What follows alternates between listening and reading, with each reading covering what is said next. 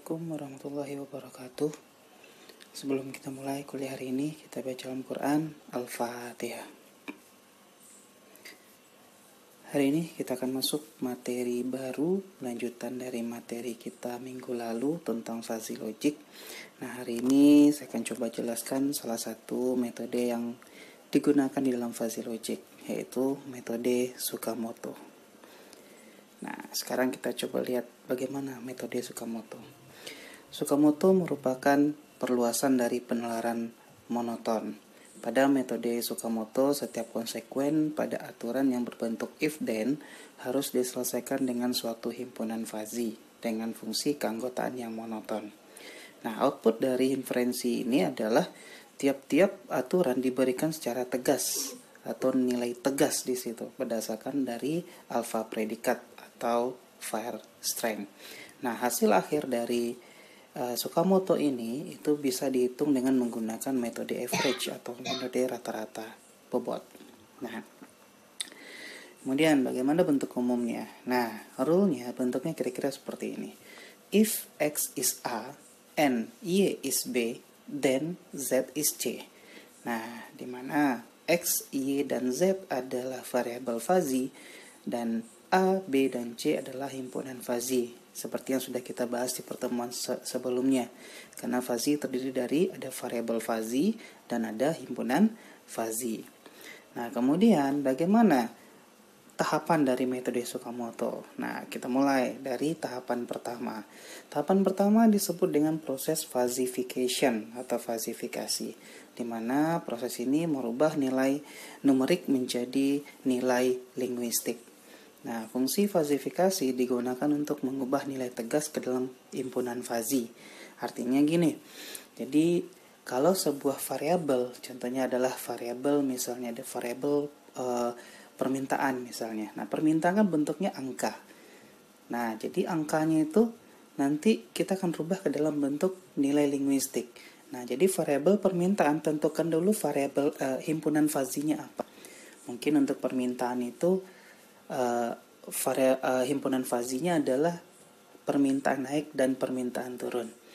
Nah, jadi kalau permintaan naik, berapa nilainya? Nah, jadi di situ nanti nilai tegas dari nilai permintaan itu dirubah ke dalam bentuk himpunan fuzzy.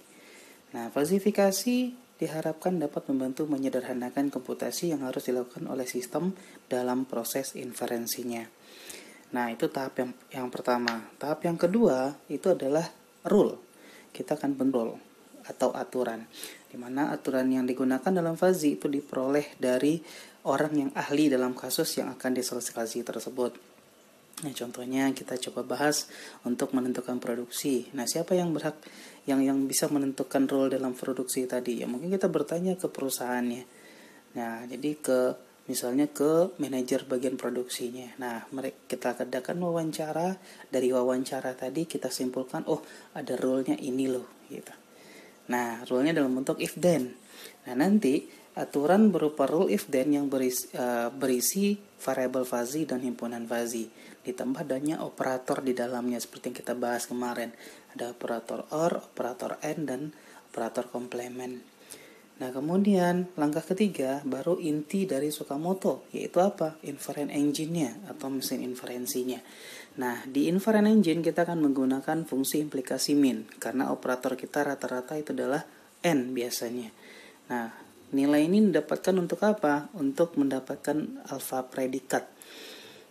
Alpha 1, alpha 2, sampai alpha ke N nanti. Nah, alpha predikat tadi akan digunakan untuk mendapatkan nilai keluaran dalam bentuk nilai tegas, yaitu biasanya dilambangkan dengan Z.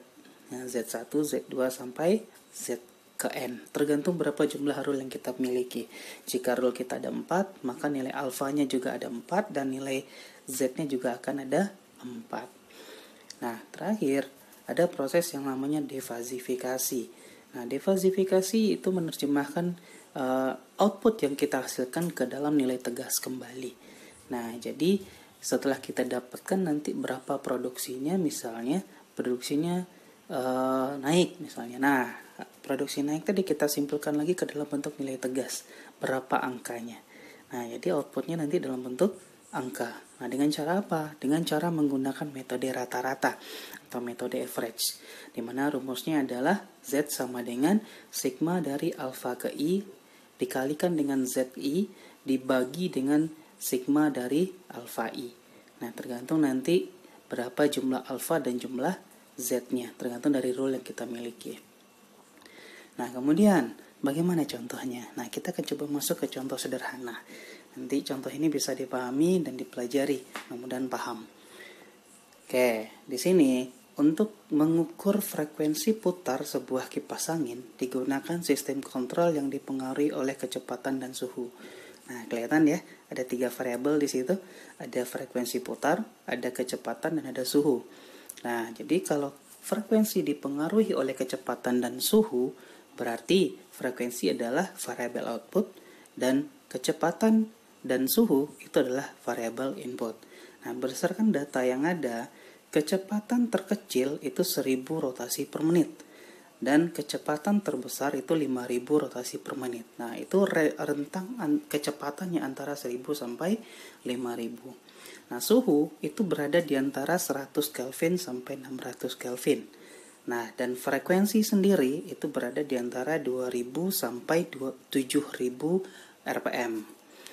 Nah, sekarang muncul pertanyaan, berapa frekuensi jika suhu diketahui 300 Kelvin dan kecepatan diketahui 4000 RPM? Nah, untuk menyelesaikan ini kita bisa menggunakan metode Tsukamoto. Nah, solusinya, langkah pertama adalah kita harus tentukan dulu 4 yang kita bahas yang di pertemuan selanjutnya, sebelumnya. Variabel fazi, himpunan fazi, semesta pembicaraan, dan domain himpunan fazi. Nah, variabel fazi kita sudah punya 3 tadi, yaitu adanya kecepatan, suhu, dan frekuensi, di mana kecepatan dan suhu adalah variabel input, dan frekuensi adalah variabel outputnya. Nah, kemudian ada semesta pembicaraan. Semesta pembicaraan adalah nilai minimum dan sampai ke nilai maksimum dari masing-masing variabel. Kecepatan tadi dari 1000 sampai 5000, suhu 100 sampai 600, dan frekuensi dari 2000 sampai 7000. Nah, di sini kita tentukan himpunan fazi.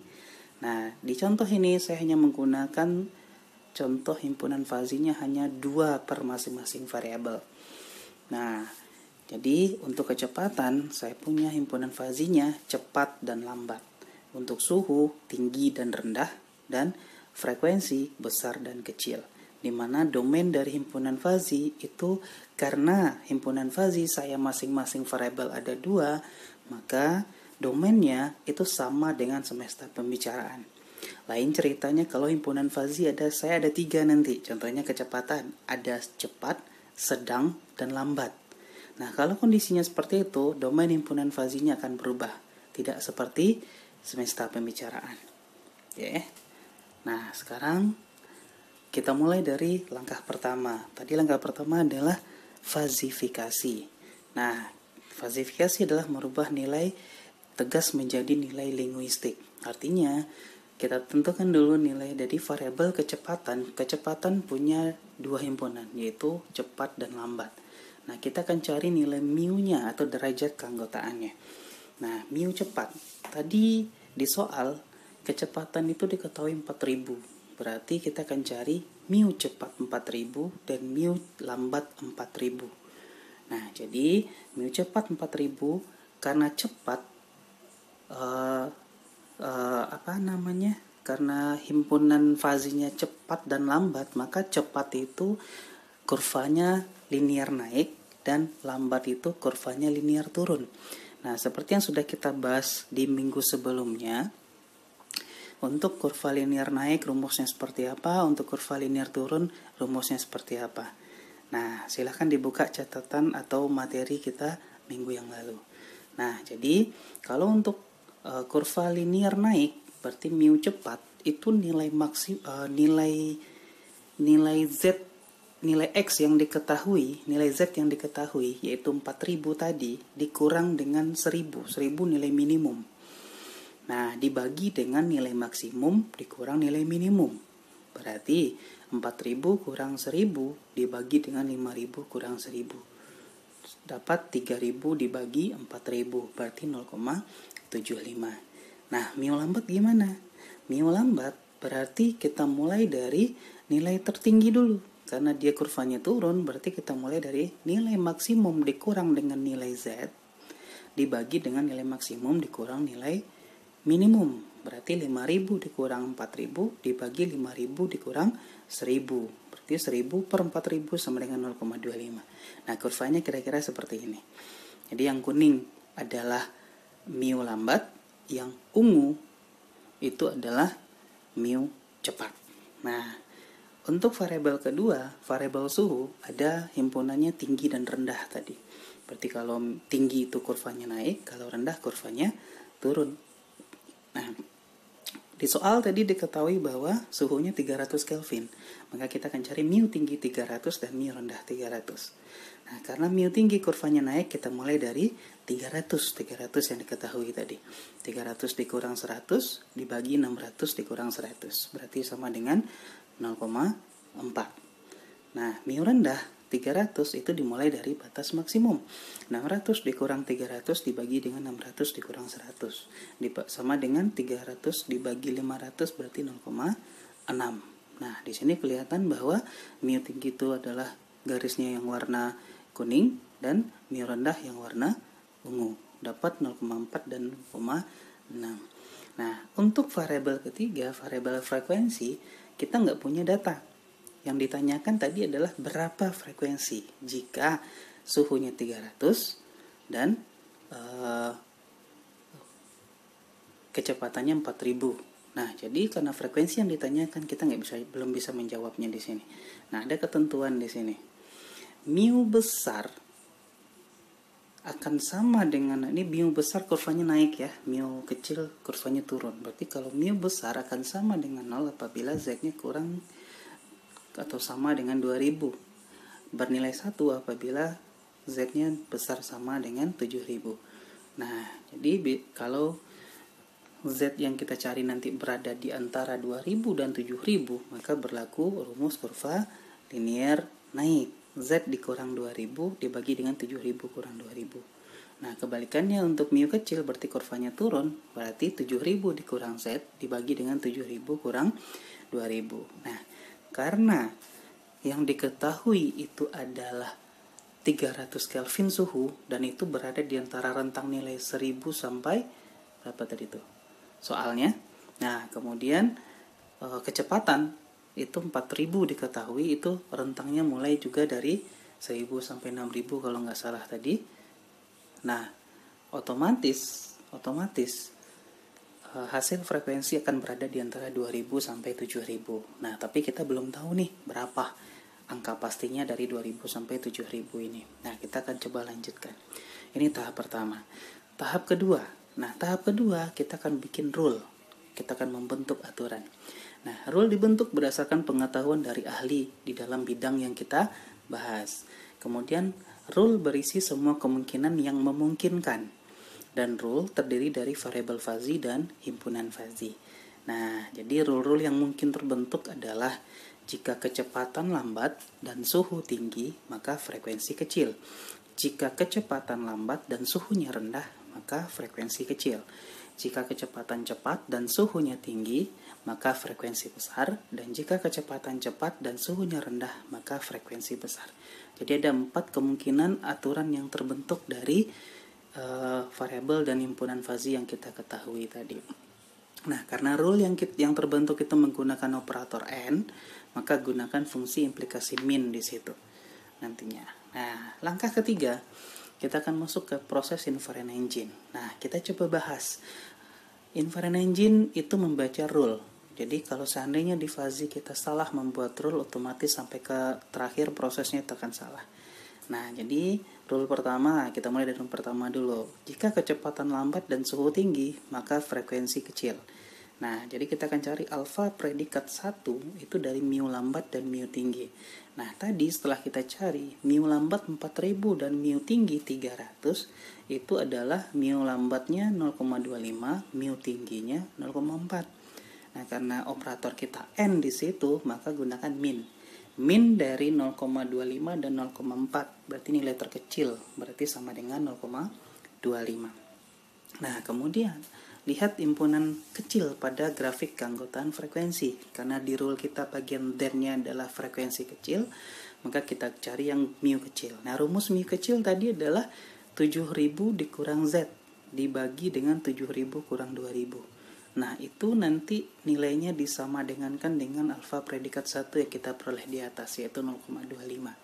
Nah, jadi setelah kita cari, kita hitung, berarti Z1-nya diperoleh 5750 rotasi per menit. Nah, ini dari rule 1 baru. Sekarang dari rule 2 dengan cara yang sama. Kecepatan lambat, suhu rendah, frekuensi kecil. Berarti mu lambat dan mu rendah. Berarti min dari 0,25 dan 0,6. Berarti sama dengan 0,25. Nah, frekuensinya kecil. Kalau frekuensi kecil berarti kita gunakan rumus mu kecil tadi. Mu kecil tadi berarti Z-nya sama dengan 5750. Sama dengan rule yang pertama. Nah, rule yang ketiga, kecepatan cepat, suhu tinggi, dan frekuensinya besar. Nah, berarti kita cari mu cepat dan mu tinggi. Mu cepat tadi 0,75, mu tingginya 0,4. Berarti nilai terendah adalah 0,4. Nah, jadi karena frekuensinya besar, maka kita gunakan rumus yang mu besar tadi. Z dikurang 2000 dibagi 7000 kurang 2000. Sama dengan 0,4. Jadi setelah dicari, berarti Z untuk rule 3 itu adalah 4000 rpm. Nah, selanjutnya untuk rule 4, jika kecepatan cepat, suhunya rendah, dan maka frekuensinya besar. Jadi mu cepat itu 0,75, mu rendah 0,6, maka nilai terendah adalah 0,6. Gunakan frekuensi besar, berarti ada mu besar yang kita gunakan rumusnya. Z kurang 2000 dibagi 7000 kurang 2000. Nah, maka Z untuk rule keempat itu sama dengan 5000 rpm. Nah, itu langkah ketiga proses inference engine untuk mendapatkan nilai alfa dan nilai Z. Berarti karena rule-nya ada 4, berarti alfanya ada 4 dan Z-nya juga ada 4. Nah, langkah terakhir baru proses defasifikasi, yaitu merubah nilai linguistik menjadi nilai tegas kembali. Nah, jadi nilai tegas digunakan dengan menggunakan metode rata-rata. Tadi yang rumusnya Z sama dengan sigma alfa I dikali dengan ZI dibagi dengan sigma alfa I. Jadi setelah kita dapatkan dari 4 alfa dan 4 Z tadi, maka kita bisa lihat perhitungannya di sini. Alfa 1 kali Z1 tambah alfa 2 kali Z2 tambah alfa 3 kali Z3 tambah alfa 4 kali Z4 dibagi dengan total alfa 1 tambah alfa 2 tambah alfa 3 tambah alfa 4. Nah, setelah dihitung perhitungannya, dapatlah nilai Z akhirnya itu adalah 4983. Jadi kesimpulannya adalah sumber frekuensi yang dihasilkan dengan suhu 300 Kelvin dan kecepatan putar 4000 rpm adalah 4983 rotasi per menit atau rpm. Nah, cukup sekian penjelasan tentang metode Tsukamoto. Nah, jadi untuk metode-metode selanjutnya kemungkinan besar dipelajari di semester selanjutnya bagi yang akan mengambil peminatan Artificial Intelligence. Masih ada metode Mamdani, masih ada metode Sugeno, mungkin ada juga metode turunannya, ada Fuzzy Tahani, ada FMADM, ada Anfis, dan lain sebagainya. Banyak sekali metode Fuzzy yang bisa kita gunakan untuk menyelesaikan masalah. Nah, ini dulu pertemuan hari ini. Nah, untuk memperkaya atau untuk memperdalam materi, mungkin ada tugas yang akan diberikan. Nanti silakan ditunggu tugasnya dan kerjakan tugasnya. Nah, mudah-mudahan menambah pemahaman. Nah, cukup sekian. Kita tutup kuliah hari ini dengan bacaan Al-Quran Al-Fatihah. Assalamualaikum warahmatullahi wabarakatuh.